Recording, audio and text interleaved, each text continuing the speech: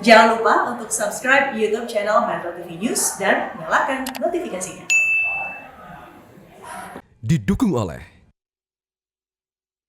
Kementerian Kesehatan telah mendeteksi kasus Omikron pertama di Indonesia. Untuk mencegah penyebaran Omikron, pemerintah melakukan pengetatan protokol kesehatan khususnya bagi para pelaku perjalanan internasional. Informasi selengkapnya akan disampaikan langsung oleh Glory Nata dari Bandara Internasional Soekarno-Hatta, Tangerang, Banten, dan Reida Pulpi dari Bandara Internasional Jenderal Ahmad Yani, Semarang, Jawa Tengah. Kita ke Glory terlebih dahulu. Selamat siang, Glory. Bagaimana mobilitas penerbangan internasional di sana dan berapa jumlah penumpang hari ini? Ya, Valen, seperti yang kita ketahui bahwa Bandara Internasional Soekarno-Hatta ini menjadi bandara yang tersibuk di Indonesia, apalagi jelang libur Natal dan Tahun Baru. Dan seperti yang dapat Anda lihat saat ini adalah kondisi terkini Bandara Soekarno-Hatta, khususnya di Terminal 3. Ini cukup ramai oleh penumpang. Bahkan menurut pantauan kami dari pagi hingga siang hari ini juga ada beberapa antrian, khususnya di loket check-in di Terminal 3. Dan memang menurut informasi yang kami dapatkan dari pihak otoritas Bandara Soekarno-Hatta Terminal 3, ini tercatat setidaknya ada sekitar 110 hingga 125 ribu penumpang per harinya. Itu merupakan jumlah penumpang secara keseluruhan, baik domestik, internasional maupun kedatangan dan juga keberangkatan.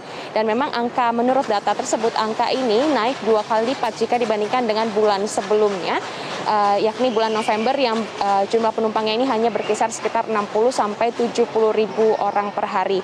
Selain itu, menurut informasi yang kami terima dari Dirjen Imigrasi, memang dari awal Desember hingga hari ini tercatat ada sekitar kurang lebih 37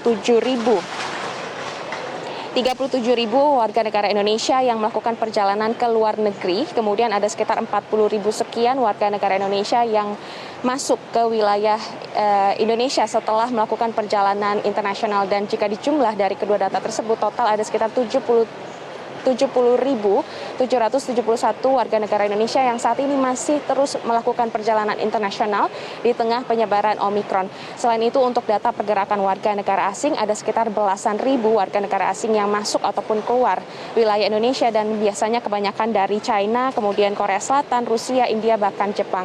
Dan untuk meminimalisir penyebaran Omikron di Indonesia, pihak dari bandara sendiri melakukan perketatan protokol kesehatan, misalnya seperti bagi para pelaku perjalanan internasional warga negara Indonesia yang berasal dari 11 negara yang masuk dalam komunitas Omikron, ini diwajibkan untuk melakukan karantina 14 hari, sedangkan untuk warga negara asing yang berasal dari 11 negara tidak diizinkan untuk masuk ke Indonesia.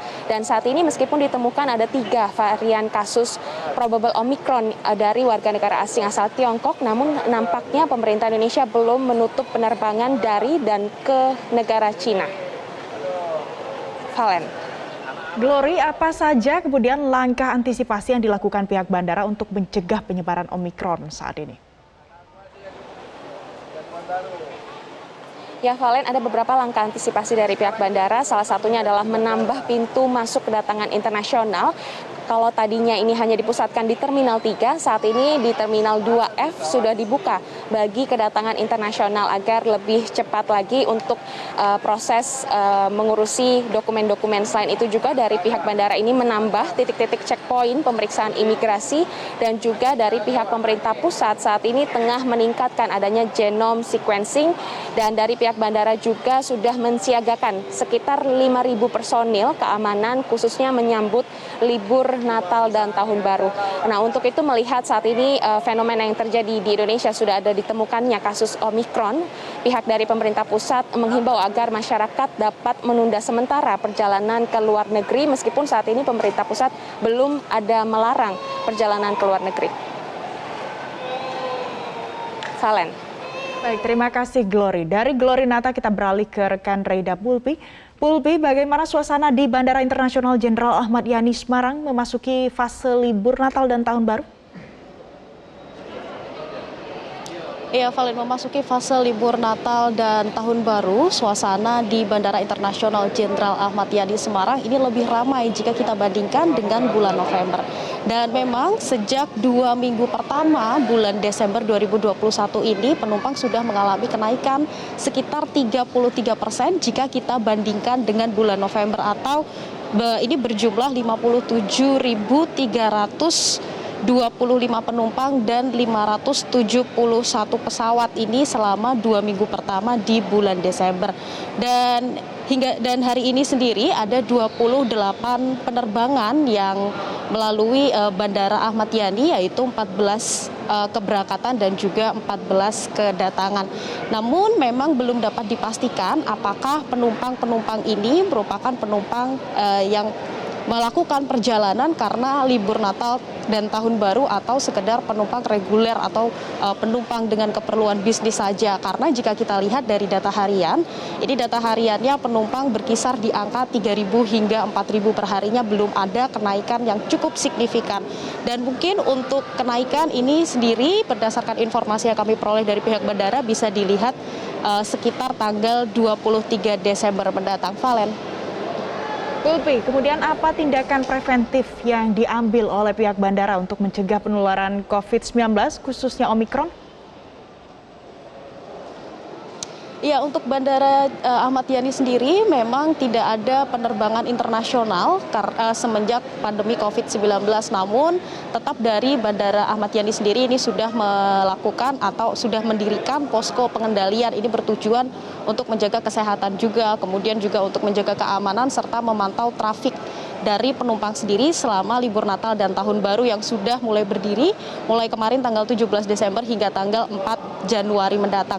Dan selain itu per tanggal 24 Desember nantinya juga penumpang yang akan melakukan penerbangan ini diwajibkan sudah menerima vaksin 2 dosis serta melakukan antigen yang berlaku 1 kali 24 jam.